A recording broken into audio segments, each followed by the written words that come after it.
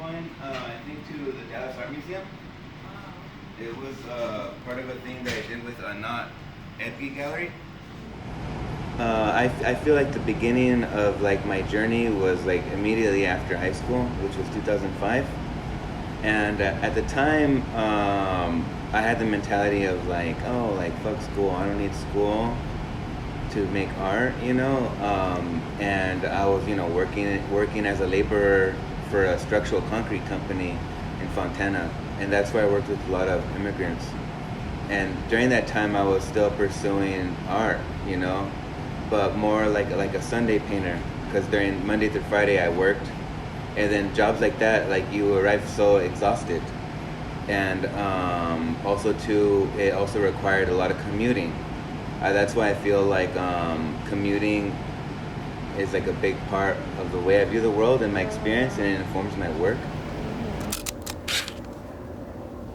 During the recession around 2008, I lost my job, you know, but also coming from like my background, my family, like I always had a lot of pressure on me to work, you know, like I wasn't always motivated to pursue art. I stopped doing construction, which was like a blessing, you know, or high five from the universe.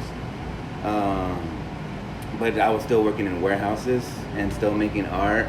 And at that time I was going to school at night. So I got a job at my school museum, which was nice because I was around art, I was like in school, and I was like really pursuing what I wanted to do. But still at the time I was doing commercial art because I always felt like reluctant to jump into fine art, because I'm like, what am I gonna do with that? Like the chance, like you know, like I always knew I'm always gonna do it, and my mentality from the beginning was like, I don't expect anything from the work that I make. Like making this work makes me feel human. You know, you have to do it. I have to do it. One of my instructors, who's also an artist, he really motivated me to apply to the fine art program at UCLA. Yeah, I said to myself, if I would get into UCLA for art, like I would go, you know. But if I didn't, then I'll just continue on the path that I was going with the commercial art.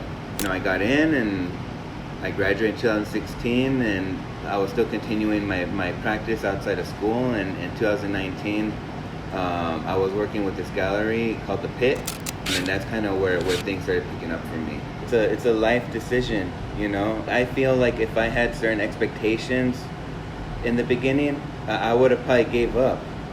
If it's a calling to you, and if it's something that you feel like it's a part of your life, you know, like it will come eventually.